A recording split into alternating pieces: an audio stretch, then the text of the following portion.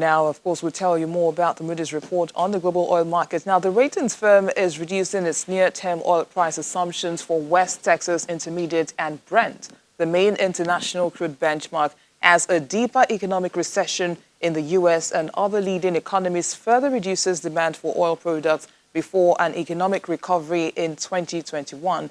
Moody's says exceptionally weak short-term prices will persist until production drops enough to ease the strain on the storage facilities already operating at or close to full capacity. The report also states that significant supply adjustments in due course should help to balance the market later in 2020, but the pace of the market's rebalancing and rising oil prices will depend on demand recovery. Moody's price prediction for WTI is currently $30 per barrel this year and $40 next year. For Brent, it sees prices averaging $35 per barrel in 2020 and $45 in 2021. Time now to review Tuesday's market activities with Edidiong Nwan. Good morning, Eddie. So the market added some 58 billion naira yesterday. What's behind those gains?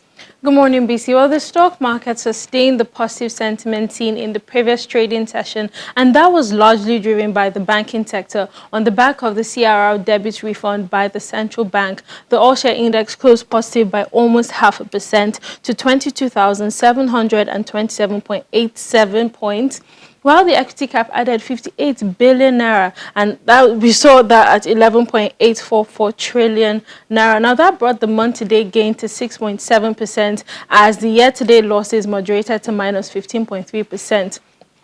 Activity level also closed stronger compared to Monday's levels, as volume traded increased by 146.6% to 266.62 million units, worth 2.75 billion naira, and that was all traded in 4,259 deals. Now, market sentiment were positive yesterday, as we saw 17 gainers as against 10 losers. Now,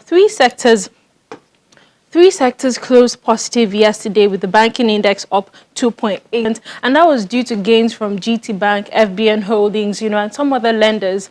Well, the consumer goods sector was up by 0.32%, industrial goods lost 0.22%, and just like the previous session, that was due to losses from WAPCO. Insurance was up 0.52%, while oil and gas was negative by 0.17%. Well, joining me now, to talk more about this is Andrew Saku. He's a stockbroker at Capital Care Trust and Securities. Good morning, Mr. Andy Saku. Thank you for joining us on the program. Great pleasure as always. Thank you. So how do we marry the CBN CRR debit refund to banks and the gains we're seeing in the banking sector? Well, basically the market is being fairly stable and trending upwards. That was also long before this debit that you're talking about. And I think what investors are actually responding to are the numbers that are coming out in terms of first quarter reporting. If you look at the numbers by the number of the banks, I think they've actually mirrored what we saw in Q1 of 2019. So basically the numbers have been attractive, and don't also forget that some of these banks are just paying out their dividend declarations that were made with respect to 2019 financial report. So yes, in the immediate run, the debit coming from the central bank is likely to impinge on their cash flow for the moment, but that does not necessarily translate into direct performance of the banks. What we might see going forward is how the banks respond to the size of these debits.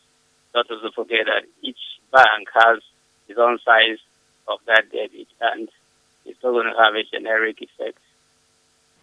So what's your outlook for the day? Are we likely to see some positive sentiments today?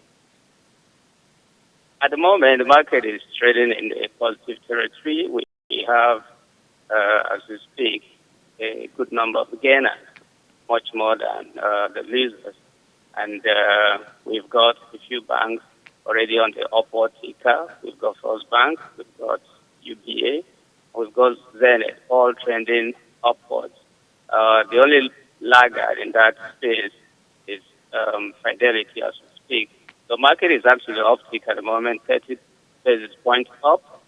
If this momentum is sustained, then we should be able to see the market closing in the positive territory, by close of business.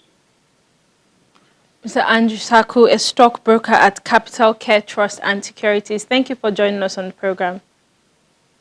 My pleasure. Okay, so we'll continue with the market review. The NASD market yesterday, we haven't seen, a lot of activity in that segment of the market, but, yesterday the market declined by 0.83% to 694.88 points, while the market cap was at 501.44 billion naira. 24,800 units worth 2.66 million naira were traded in 3 deals yesterday. Now, if we move over to the fixed income market, the bond market closed on a positive note yesterday as average yields cleared lower by 17 basis points to close at 6.12%, with buying interest witnessed across the short, mid, and long tenor bonds. Now, we saw a lot of demand on the April 2049 and the March 2027 tenors yesterday. We had about 32 deals worth 17.86 billion naira. Now, in the Treasury bills market, just like in Monday's session, there was no activity in that market yesterday. So most likely investors are paying attention to today's primary market auction. So hopefully we'll see some activity in that market.